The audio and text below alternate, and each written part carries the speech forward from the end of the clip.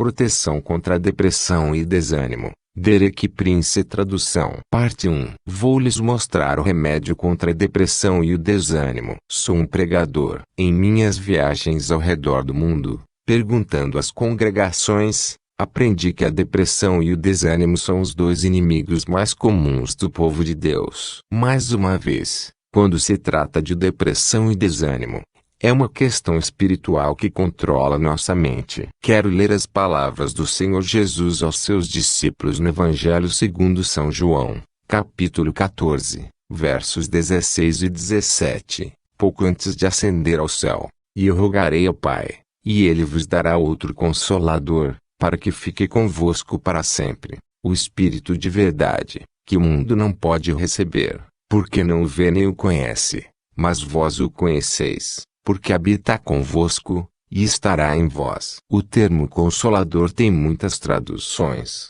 e pode também ser traduzido como auxiliador ou conselheiro. A minha tradução preferida é de encorajador. E algo muito claro e verdadeiro é que o Espírito Santo nunca desencoraja o povo de Deus. Ele é o encorajador, e não o desencorajador. E talvez algum espírito que esteja trabalhando em sua mente neste momento e que esteja lhe desencorajando, quero que saiba, não é o Espírito Santo. E você necessita ser renovado em sua mente e dar espaço ao encorajador. O Senhor Jesus disse que o Espírito Santo, nosso encorajador, é o Espírito da verdade. Então o Espírito Santo nos encoraja trazendo até nós a verdade.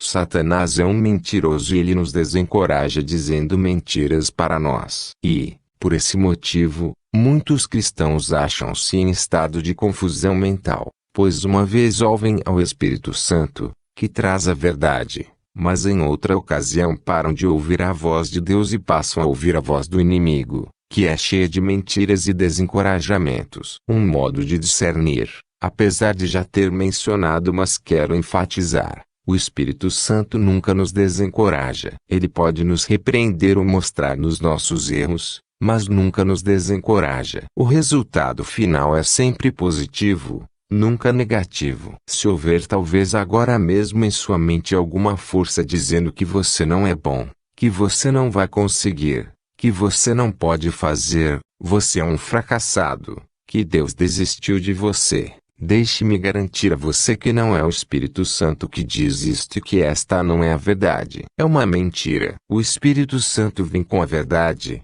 O inimigo vem com mentiras. Um pouco mais adiante no Evangelho de João, capítulo 17, verso 17, o Senhor Jesus está orando ao Pai, e diz: a tua palavra é verdadeira. Juntando as duas coisas, vemos que o Espírito Santo nos encoraja em trazendo para nossa mente a verdade que está na palavra de Deus. E a palavra de Deus para seus filhos é fundamentalmente sempre positiva e sempre encorajadora. Em particular, o Espírito Santo nos ensina onde encontrar proteção quando somos assaltados pelo desânimo e pela depressão. Ele nos mostra, claro, na palavra de Deus, há uma maravilhosa passagem, que me é muito preciosa, e já direi o motivo. Em Isaías 61, verso 3, onde se lê que Deus nos dará vestimenta de louvor no lugar do espírito de angústia. Toda vez que o espírito de angústia vier, põe a vestimenta do louvor. De fato,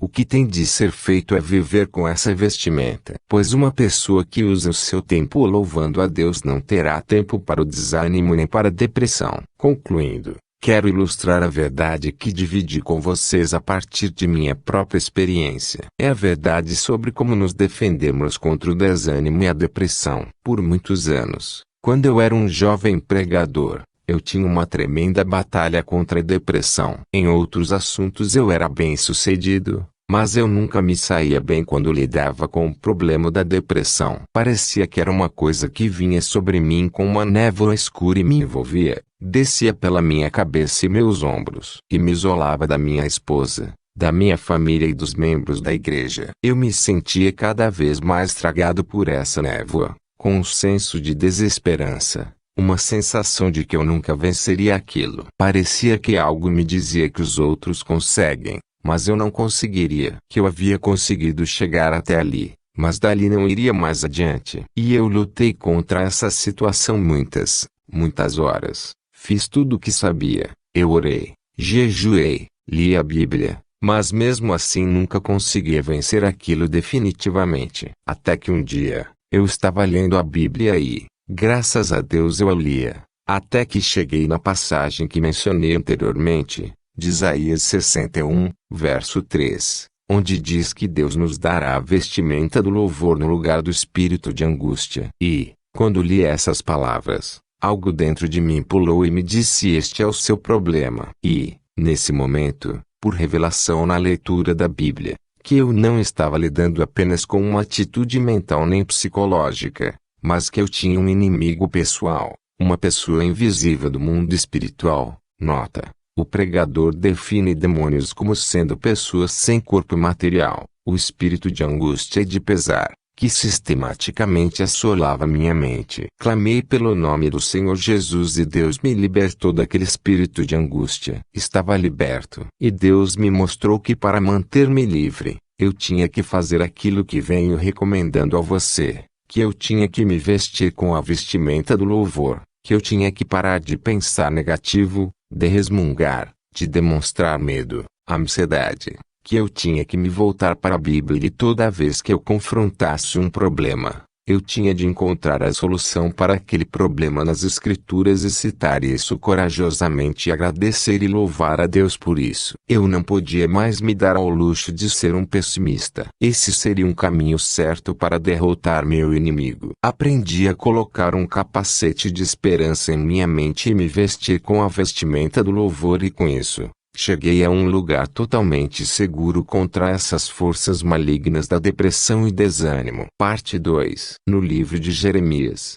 capítulo 18, verso 18, fala sobre o que seus inimigos planejam contra ele. Sabem, algumas vezes Deus, para nos ajudar, nos faz saber o que nossos inimigos estão falando. Em alguns casos é bom saber como vão nos atacar. E em Jeremias 18, verso 18, está escrito: então disseram: vinde, e maquinemos projetos contra Jeremias, porque não perecerá a lei do sacerdote, nem o conselho do sábio, nem a palavra do profeta. Vinde e firamo-lo com a língua, e não atendamos a nenhuma das suas palavras. Satanás ataca a maioria dos servos de Deus deste modo. Em algum momento da nossa vida, ele ataca o povo de Deus com a língua humana. Como devemos reagir? Qual deve ser nossa resposta? Muito importante que respondamos conforme as Escrituras nos orientam. De fato, o próprio Senhor Jesus fala sobre este problema. Em Mateus 5, versos 11 e 12, parte do Sermão da Montanha, ele diz o seguinte: bem-aventurados sois vós, quando vos injuriarem e perseguirem e, mentindo, disserem todo o mal contra vós por minha causa. Exultai e alegrai-vos, porque é grande o vosso galardão nos céus, porque assim perseguiram os profetas que foram antes de vós. Quando disserem algo contra nós por causa de Cristo, primeiramente devemos entender que não é um problema, não é algo que devemos nos lamentar, é uma bênção. Quando falam contra alguma conduta errada da nossa parte, então não chega a ser uma bênção. Mas quando falarem contra nós por causa de nosso comprometimento com Cristo e nosso relacionamento e fidelidade com Ele, então aqui aplica-se o que Cristo falou: bem-aventurados sois vós. E ele continua dizendo: exultai e alegrai-vos, porque é grande o vosso galardão nos céus. Portanto,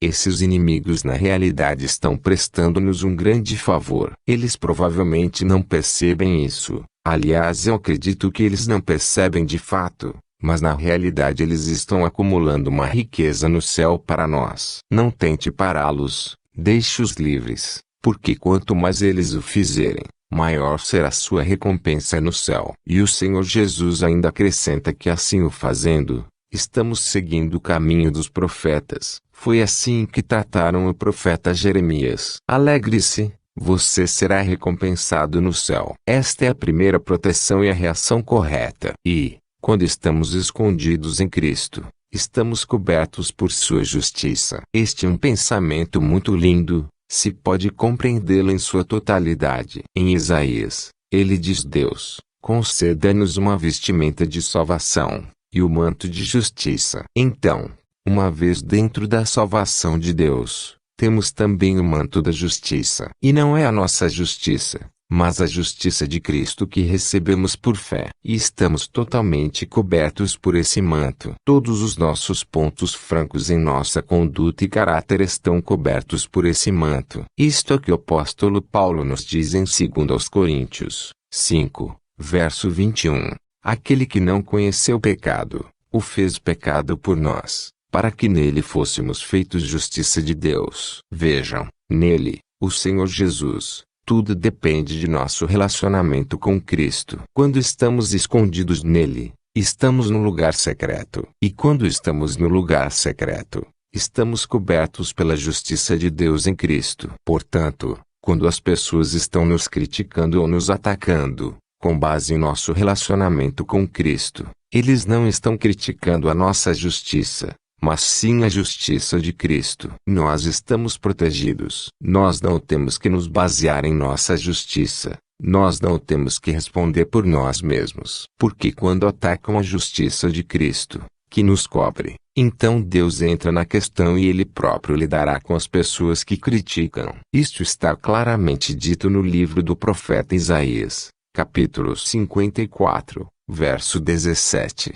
Toda ferramenta preparada contra ti não prosperará, e toda língua que se levantar contra ti em juízo tu a condenarás. Esta é a herança dos servos do Senhor, e a sua justiça que de mim procede, diz o Senhor. Esta promessa foi feita, porque o Senhor sabia que iríamos precisar dela. Armas serão levantadas contra nós. Línguas nos acusarão. Se há uma promessa, é porque há necessidade dela. Por isso, não desanime. Nenhuma arma preparada contra você prevalecerá. E você refutará toda a língua que se levantar contra você. Quando pessoas atacam a justiça de Deus, a defesa vem de Deus. Assim sendo, quando as pessoas nos atacam com suas línguas, quando estamos diante de uma crítica e de um falso testemunho contra nós, na realidade isso é uma bênção disfarçada, porque nos leva ao lugar seguro, que é Cristo.